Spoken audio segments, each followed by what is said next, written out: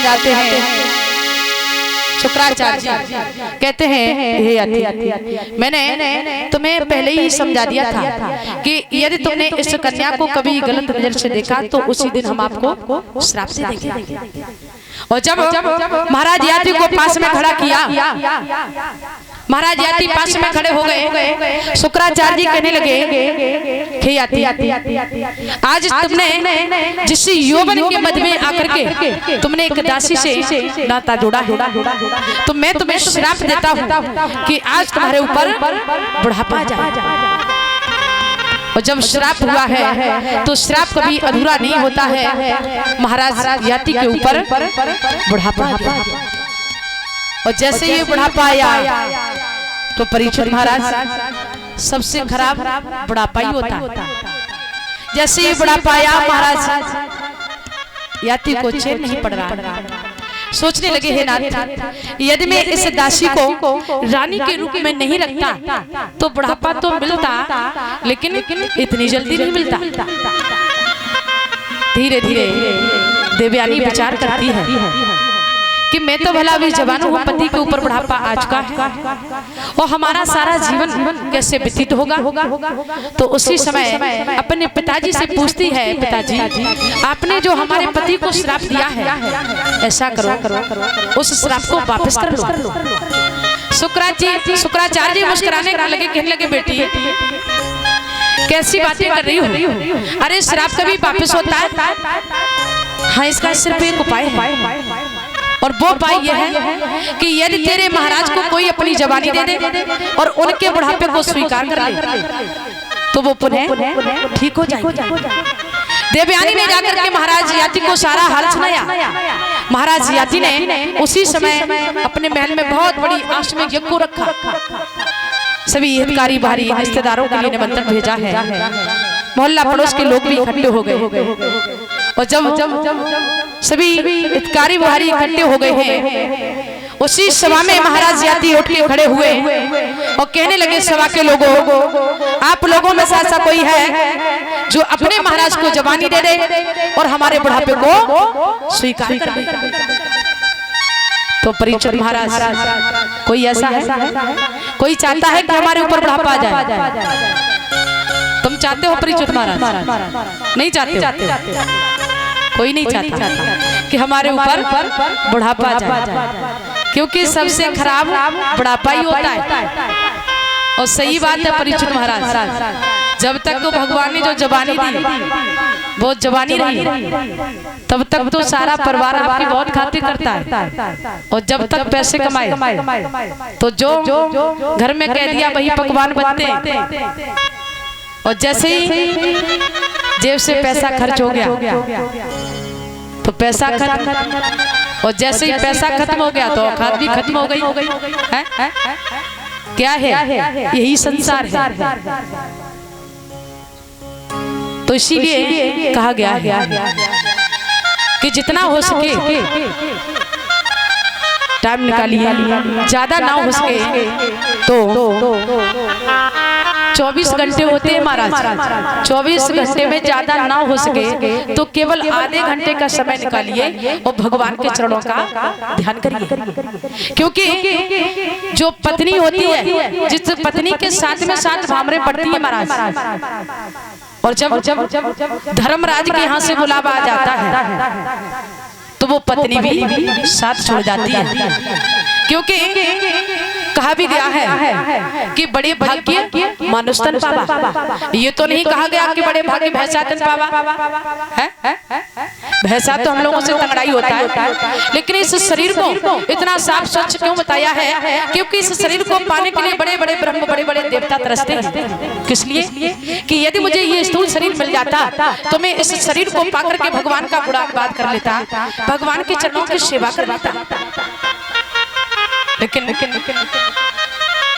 जब तक जीव गर्भ में रहा, जो भगवान से वादा करके आया, जब तक गर्भ में रहा तब तक तो वादा याद रहा कि हे नाथ मुझे इस नरक से बाहर निकालिए। और जैसे ही नरक से बाहर हुआ वादा भूल गया। घर में आकर के पत्नी बच्चों में इतना लुप्त हो गया कि यही नहीं पता कि भगवान ने मुझे इस संसार में भेजा है तो किस लिए भेजा। क्योंकि बताया है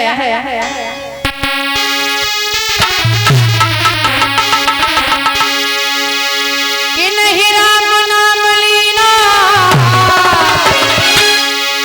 कि नहीं राम नाम लीना,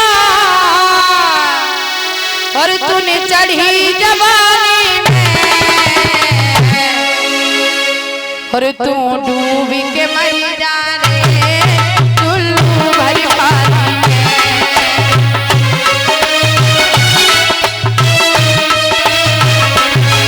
तू डूब के मर जा रे चुल्लू भरी पानी में।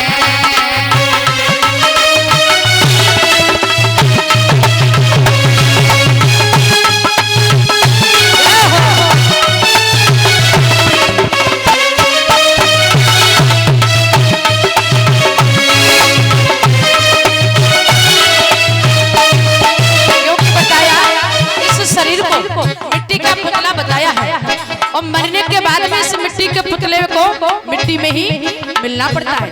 तो लिखा क्या पायो माटी में मिल जाएगा माटी में,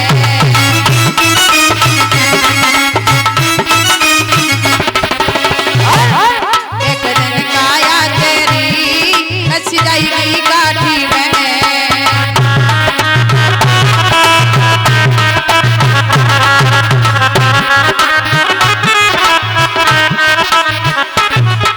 सांसों को पानी का बलबूला बताया, पानी को बबूला है, पानी को बबूला है, मिल जाएगा पानी में, तू डूब के मर जा रे चुल्लू भरी पानी में, तू डूब के मर जा रे चुल्लू भरी पानी में।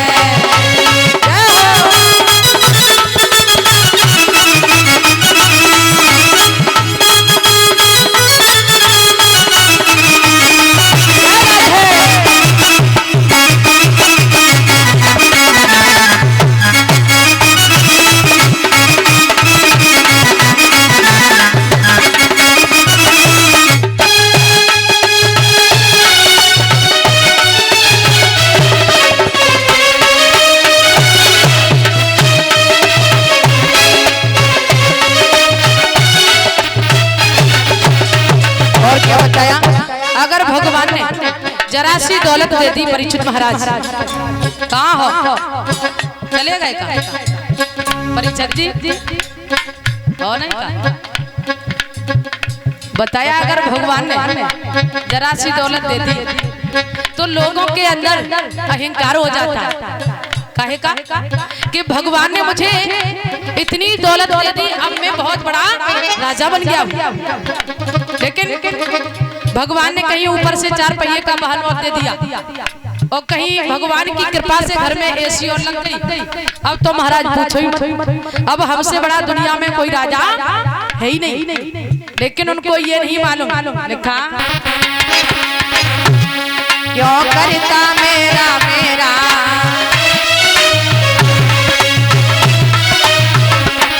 क्यों करता मेरा मेरा, यहाँ कुछ भी नहीं है तेरा।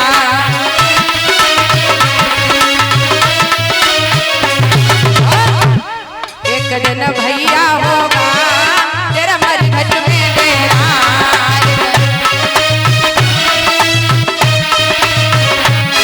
इसलिए कुछ कमाई के ले जा रे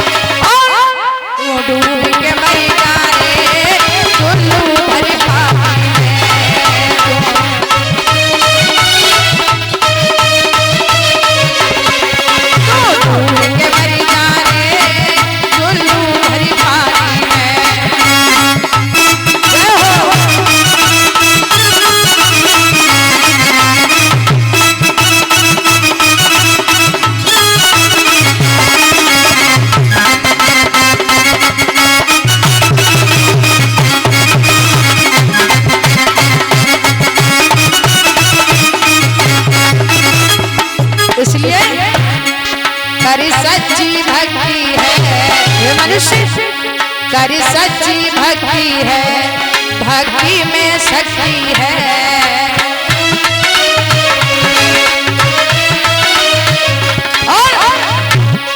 और भक्ति से भैया मिल जाएगी मुक्ति है।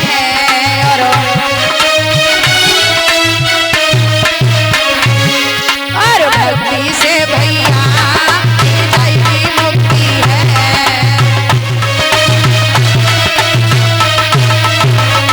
और दिन बालापन खोया, दिन बालापन खोया, रोया ना पानी में, डूब के मर जा रे चुल्लू भरी पानी में, डूब के मर जा रे चुल्लू भरी पानी में।